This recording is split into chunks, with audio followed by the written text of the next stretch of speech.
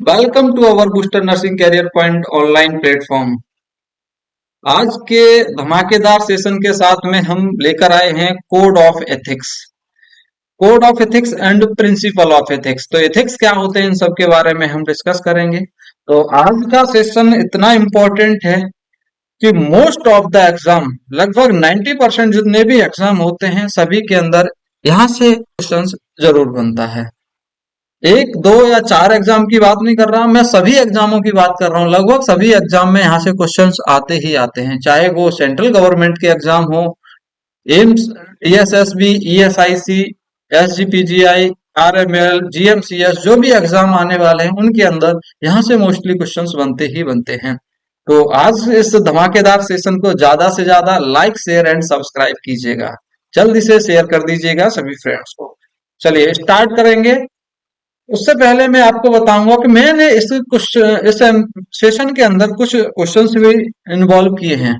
तो आप उन सभी क्वेश्चंस को देख लो, और अगर आपसे अगर वो आते हैं तो उनका कमेंट बॉक्स के अंदर आंसर जरूर कीजिएगा। मैं इन क्वेश्चंस को सॉल्व कराऊंगा आफ्टर द क्लास। जैसे ही आपको ये सारे के सारे कोड ऑफ एथिक्स और प्रिंसिपल ऑफ एथिक्स समझ में आ जाएंगे, उसके बाद आप रेस्पॉन्ड अच्छे से कर पाएंगे। अगर आपको पहले से इन कोड्स के बारे में पता है तो आप कमेंट बॉक्स में आंसर जरूर करें। सभी क्वेश्चंस देख लीजिए आप। कुछ ज्यादा क्वेश्चंस नहीं है, 5-6 क्वेश्चंस मैंने जो इम्पोर्टेंट हैं वो मैंने सब यहाँ पर इन्वॉल्व किए हैं। बाकी मैं डिस्कस सभी प्रिंसिपल्स और कोड ऑफ एथिक्स को यहाँ पर डिस्कस करूंगा आपसे।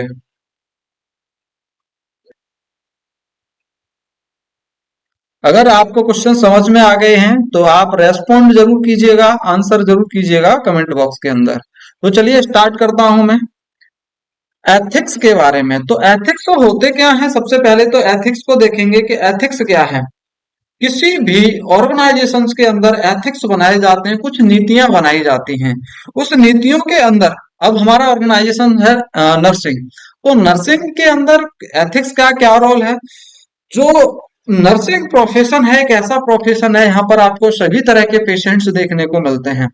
तो उन पेशेंट के बीच में हम काम करते हैं, नर्स काम करती है। तो जैसे हम काम करते हैं तो वहां पर एक नर्स को सभी पेशेंट्स या उसके रिलेटिव हैं, उस टाइम पर उस नर्सेस का बिहेवियर कैसा होना चाहिए पेशेंट्स के लिए, उसके रिलेटिव के लिए, एज ए प्रोफेशन। और वहां पर डिसीजन कैसे लेना, अगर कोई कैजुअलिटी आती है उस टाइम पर तो नर्स को कैसे डिसीजन लेना है, ये एथिक्स यही सिखाते हैं कि नर्स को हाउ टू रेस्पॉन्ड किसी पर्टिकुलर बिहेवियर के बारे में, या कोई वहां पर कैजुअलिटी आ गई है उस टाइम पर उसको कैसे रेस्पॉन्ड करना है। तो ये सारे सारे जो कोड ऑफ एथिक्स होते हैं या एथिक्स होते हैं, ये हमको सिखाते हैं। जो भी प्रॉब्लम्स आती हैं उन प्रॉब्लम से बचने का तरीका भी बताते हैं, उन प्रॉब्लम से दूर करने का तरीका भी बताते हैं।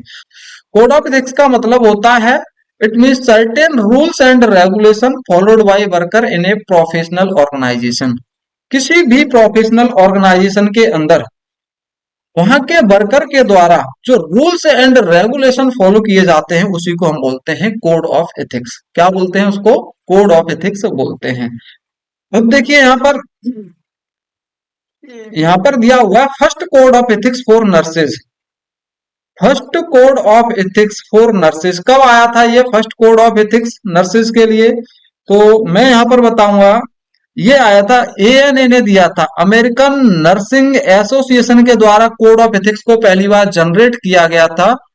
पहली बार जनरेट किया गया था 1950 के अंदर, 1950 के अंदर पहला कोड जनरेट हुआ था। ध्यान रखना है आपको, पहला code, first code in nursing में कब जनरेट हुआ था। तो कोड तो आपको सभी प्रोफेशनल ऑर्गेनाइजेशन के अंदर देखने को मिलेंगे, लेकिन आपको ध्यान रखना है नर्सिंग के अंदर पहला कोड ऑफ एथिक्स कब जनरेट हुआ। तो आंसर करेंगे 1950 में जनरेट हुआ था। जो किसने दिया था? अमेरिकन नर्सेस एसोसिएशन ने दिया था।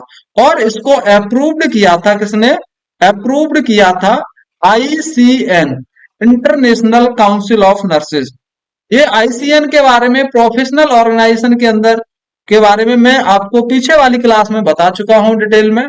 तो ये अगर आपने क्लास नहीं देखी है तो पीछे वाली क्लास देखिए, सारे के सारे प्रोफेशनल ऑर्गेनाइजेशन मैंने बताए हैं। ICN means international council of nurses. इसको अप्रूव्ड किया था फर्स्ट कोड ऑफ एथिक्स को इन 1953 के अंदर, 1953 के अंदर अप्रूव्ड किया था आईसीएन ने। तो आपका एमसीक्यू इसमें आया हुआ एमसीक्यू है कि जो फर्स्ट कोड ऑफ एथिक्स है वो कब जनरेट हुआ था, तो आंसर करेंगे कि 1950 में आया था, अमेरिकन नर्सिंग एसोसिएशन ने दिया था, और जिसको अप्रूव्ड किया था आईसीएन के द्वारा 1953 में। लेटेस्ट रिवीजन इसका कब हुआ है? लेटेस्ट रिवीजन इसका जो हुआ है वो हुआ है 2015 में। बहुत बार रिवीजन हो चुका है, और जो लास्ट टाइम रिवीजन हुआ है वो 2015 में रिवीजन हुआ है, और आईएनसी और टीएनएआई ने इंडिया के अंदर इसको रिवाइज किया है। क्लियर? इसके अंदर कौन से पॉइंट्स आते हैं कोड ऑफ एथिक्स के अंदर? तो कोड ऑफ एथिक्स के अंदर आने वाले पॉइंट जो आपको याद रखने हैं हमेशा, कौन से पॉइंट आते हैं कोड ऑफ एथिक्स के अंदर, जो यहाँ पर मेंशन है, जैसे कि nurses and coworker, nurses and profession, nurses and practice, fourth है nurses and people, and nurses and society. ये 5 पॉइंट्स यहाँ पर इंक्लूड किए गए हैं नर्सेज के साथ में। Nurses and coworker, nurses and profession, nurses and practice, nurses and people, and nurses and society. ये 5 पॉइंट यहाँ पर इन्वॉल्व किए गए हैं। तो कोड ऑफ एथिक्स के अंदर सबसे पहले जो बनने वाला क्वेश्चन है वो आपका यही है कि ये पहला कोड ऑफ एथिक्स कब आया था, फर्स्ट कोड ऑफ एथिक्स कब आया था? आंसर आपको करना है 1950 को आया था। किसने दिया था? अमेरिकन नर्सेस एसोसिएशन ने दिया था। अप्रूव्ड कब हुआ था? 1953 में। किसके द्वारा? इंटरनेशनल काउंसिल ऑफ नर्सेस के द्वारा। चलिए, होप सो कि आपको ये इतना क्लियर हुआ होगा पॉइंट। मैं आज ही की क्लास के अंदर ही अभी मैं बताने वाला हूं आपको एथिकल प्रिंसिपल्स। कुछ प्रिंसिपल्स होते हैं जिनको हम डिस्कस करेंगे एक एक करके सभी को। जैसे कि सबसे पहले जो प्रिंसिपल पढ़ेंगे वो हम पढ़ेंगे किसको? ऑटोनॉमी।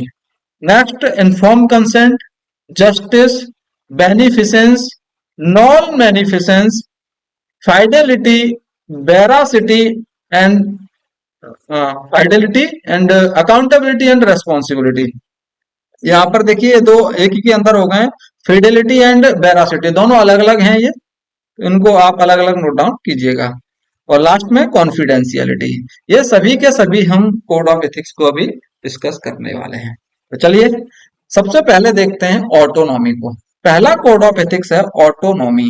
तो यहाँ पे देखो ऑटोनॉमी का मैंने यहाँ पर मतलब आपको बताया हुआ है। ऑटो मीन्स होता है सेल्फ, और नोमस मीन्स होता है डिसीजन, खुद के डिसीजन। ऑटोनॉमी मीन्स खुद के डिसीजन। तो इसकी डेफिनेशन क्या कहेगी? It indicate independency of patient, patient की इंडिपेंडेंसी को बताती है ये। It have full right to take decision, patient को अपना खुद का राइट होता है डिसीजन लेने का। पेशेंट्स को अपना खुद का राइट होता है डिसीजन लेने का। अगर एक नर्स उसको इंजेक्शन लगाने जा रही है आईवी या आईएम, अगर पेशेंट उसको रिफ्यूज करता है तो आपको उसको हटाना पड़ेगा, इंजेक्शन आप नहीं लगा सकते हैं। आप पेशेंट जो डिसीजन देगा आपको वही करना पड़ेगा। क्लियर दोस्तों?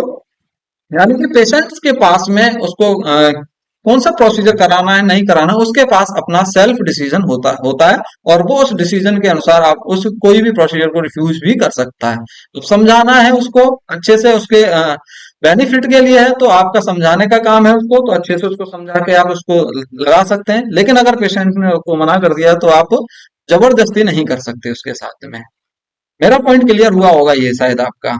ऑटोनॉमी मीन सेल्फ के डिसीजन होते हैं। तो पेशेंट के खुद के अधिकार हैं, उसके पास क्या चीज उसको अपने को प्रोसीजर कराना है और क्या चीज उसको अवॉइड करना है। क्लियर? दूसरा है इन्फॉर्म कंसेंट। दूसरा है इन्फॉर्म कंसेंट। तो इन्फॉर्म कंसेंट का मतलब होता है explaining risk and benefit and procedure pattern to patients before surgery. कोई भी सर्जरी होने वाली है उससे पहले पेशेंट्स को बताया जा रहा है उस सर्जरी के बारे में, क्या रिस्क हो सकते हैं उस सर्जरी से रिलेटेड, उसके बेनिफिट्स कौन से होंगे, और सर्जरी का कौन सा पैटर्न रहने वाला है। ये सभी पेशेंट्स को पहले, सर्जरी से पहले ही बता दिए जाएंगे, प्रोसीजर होने से पहले बता दिए जाएंगे। Inform consent should be written. आपको पता होना चाहिए कि जो इन्फॉर्म कंसेंट है वो रिटन होने चाहिए। यहाँ पर इन्फॉर्म कंसेंट रिटन में होने चाहिए, तभी ये लॉन्ग टाइम तक आपको बचा के रखेंगे। क्योंकि अगर आपने ओरली अगर इन्फॉर्म कंसेंट लिया है तो ये चेंज भी हो सकते हैं, जो कि आपके पास कोई प्रूफ नहीं होगा फिर, है ना।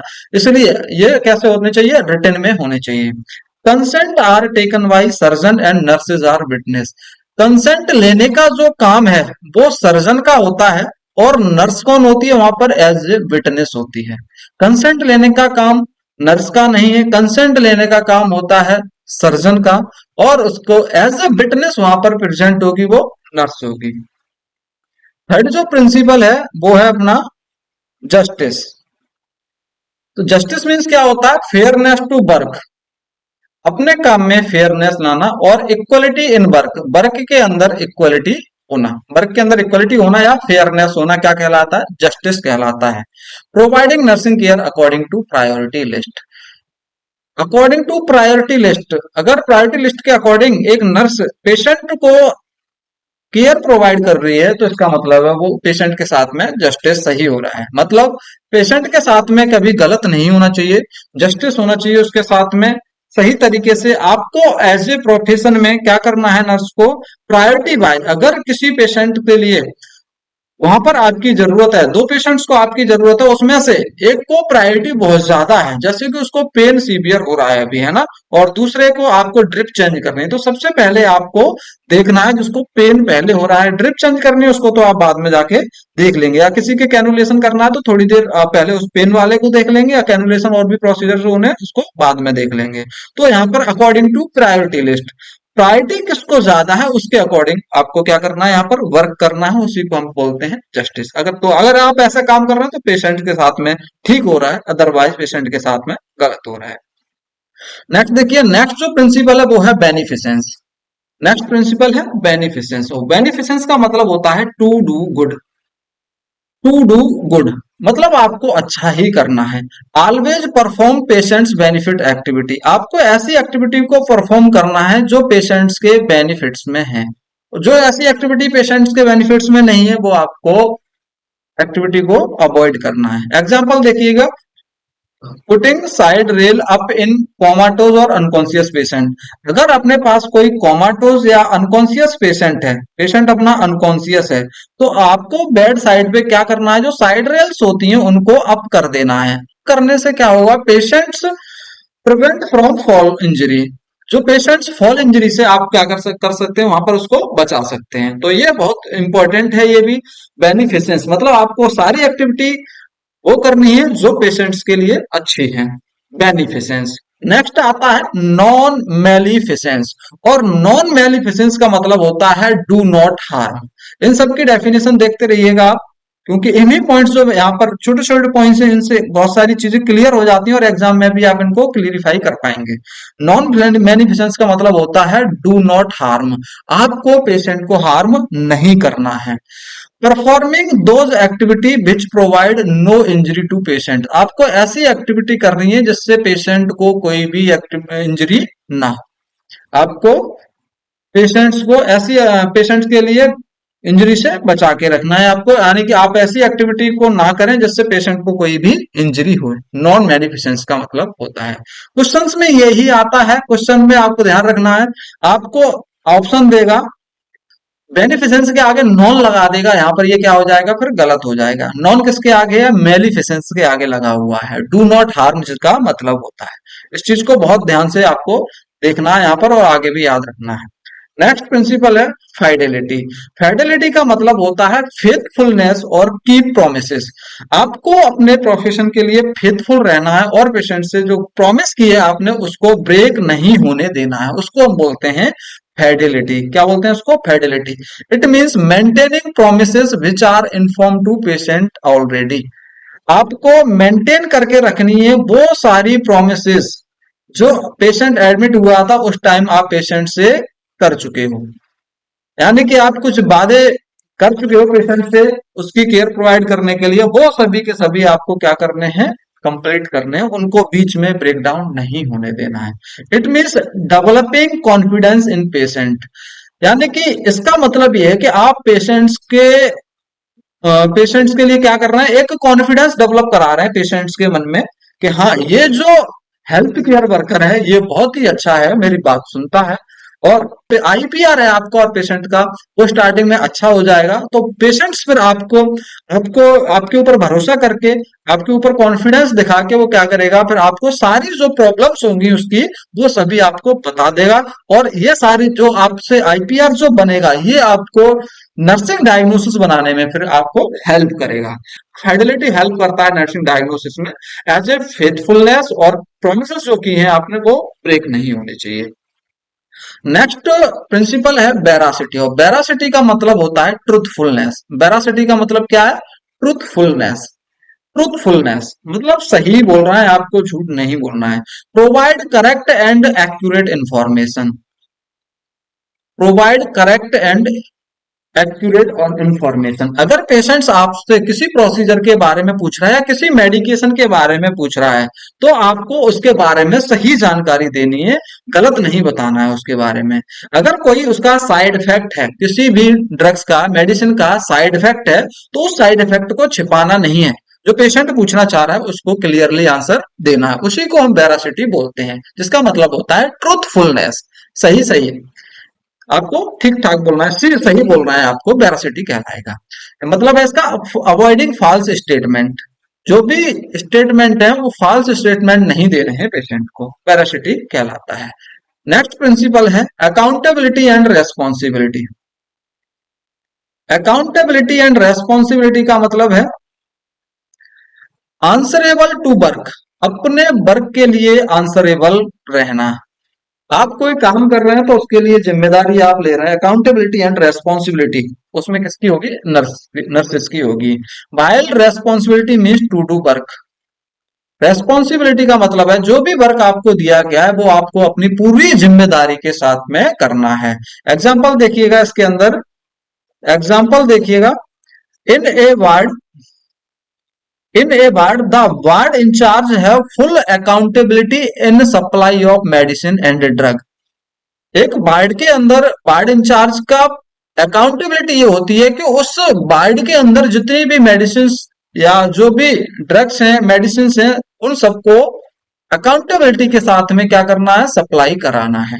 यानी कि सारी की जो भी लगने वाली मेडिसिन है, इक्विपमेंट है, वो सभी के सभी वहां पर अवेलेबल कराना है वार्ड के अंदर। ये अकाउंटेबिलिटी है किसकी?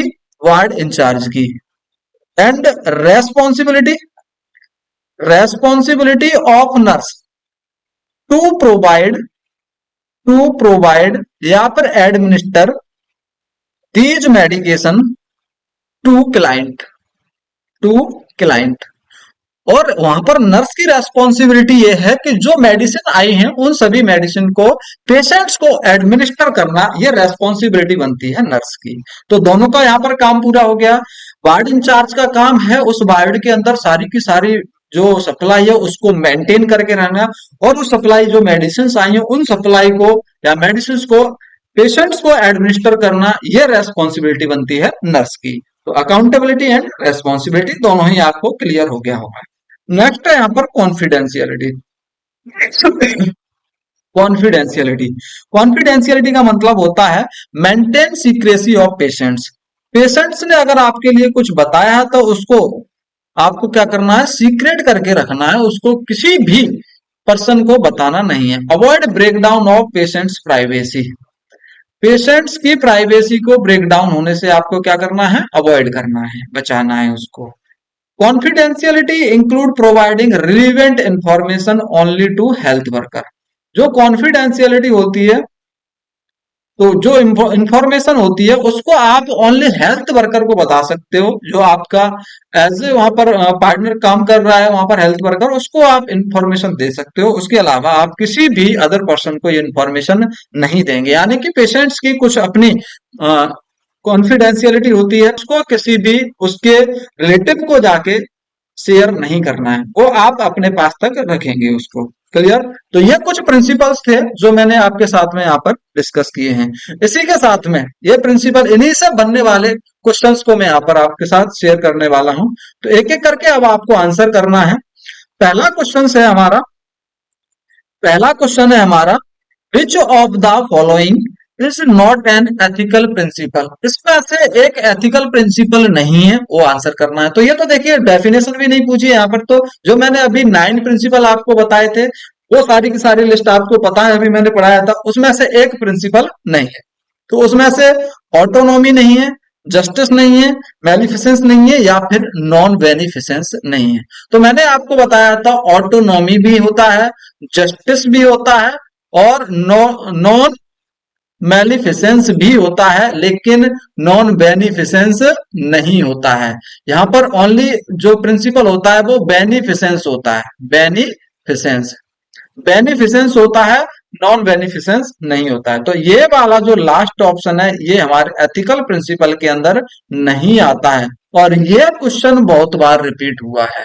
एम्स 2020 में भी रिपीट हुआ है, ये बहुत सारे एग्जाम्स में ये आता हुआ आया हुआ क्वेश्चन है, और आगे भी देखने को मिलेगा। क्वेश्चन दूसरा देखिएगा, principle of ethical practice include of the following except. Same question है, बस थोड़ा सी लैंग्वेज उसकी चेंज कर दी गई है। कौन से एथिकल प्रैक्टिस के अंदर प्रिंसिपल इन्वॉल्व किए जाते हैं या इंक्लूड किए जाते हैं, जो नीचे दिए गए उनमें से एक्सेप्ट एक नहीं आता है। तो आंसर सेम करेंगे, मेलिफिसेंस नहीं होता, बेनिफिसेंस नहीं होता, जस्टिस नहीं होता, रेस्पेक्ट नहीं होता। थोड़े से ऑप्शन चेंज कर दिए गए हैं, तो यहां पर ध्यान रखना है, जस्टिस और ऑटोनॉमी या फिर रेस्पेक्ट फॉर ऑटोनॉमी ये तो थे आपके पास, बेनिफिसेंस भी था, बेनिफिसेंस भी था, लेकिन जो नहीं था वो कौन सा नहीं था, ये माल बेनिफिसेंस नहीं था, मेलिफिसेंस नहीं था। यहां पर था हमारे पास नॉन बेनिफिसेंस, कौन सा था, नॉन मेलिफिसेंस, ये था हमारे पास। तो ये वाला ऑप्शन नहीं होता है। क्लियर? तो ये भी आपको याद रखना, थोड़े से ऑप्शन चेंज कर दिए गए हैं, बस और कुछ नहीं है। बेनिफिसेंस था लेकिन मेलिफिसेंस नहीं था, हमारे पास कौन सा था, नॉन मेलिफिसेंस था। क्लियर? नेक्स्ट देखिएगा, which of the following ethical principle refers to doing good to the client। इसमें से एक ऐसा प्रिंसिपल है जो पेशेंट के लिए डूइंग गुड, अच्छा कराता है, पेशेंट्स के लिए अच्छा करता है। तो ऐसा प्रिंसिपल देखिए यहाँ पर मैंने बताया, टू डू गुड किसका मतलब था, बेनिफिसेंस का था, ऑटोनॉमी का था, नॉन बेनिफिसेंस का था, या फिर जस्टिस का, जस्टिस का। तो ये इनमें से आपको पता होगा, देखिए यहाँ पर मैंने बताया आपको जो एथिकल प्रिंसिपल बताए थे उसी के अंदर एक मैंने बताया था, बेनिफिसेंस का मतलब होता है to do good, to do good मतलब पेशेंट के साथ में आपको क्या करना है, सही करना है, कुछ भी गलत नहीं करना है। इसका जो राइट आंसर होने वाला है वो है बेनिफिसेंस। कौन सा, बेनिफिसेंस। नेक्स्ट देखिए फोर्थ, क्वेश्चन नंबर फोर्थ क्या कह रहा है, question number fourth, the ethical principle to do not harm या do no harm is considered to be principle. मतलब जो जिसके अंदर बात हो रही थी कि पेशेंट्स को हार्म नहीं करना है, वो वाला प्रिंसिपल अपना कौन सा है। तो उसमें आपके पास था ऑप्शन नॉन मैनिफिसेंस। कौन सा था, नॉन मैनिफिसेंस। ये वाला आपका जो ऑप्शन है वो राइट होगा, ये ऑप्शन राइट होगा, ध्यान रखना है, क्योंकि मैं एक्सप्लेन कर चुका हूं। नॉन मैनिफिसेंस मतलब do not harm to the patient. Next principle देखिए, which ethical principle promote self determination by the client. कौन सा इसके अंदर प्रिंसिपल ऐसा है जो पेशेंट्स को प्रमोट करता है सेल्फ डिटर्मिनेशन के लिए। तो सेल्फ मींस मैंने आपको बताया था ऑटोनॉमी, ऑटो मींस खुद के लिए, नॉमी मींस डिसीजन। तो खुद के डिसीजन जो होते हैं वो पेशेंट्स के होते हैं। यहाँ पर सेल्फ डिटर्मिनेशन को जो बताने वाला है वो कौन सा ऑप्शन होगा, ए आपका राइट आंसर होने वाला है।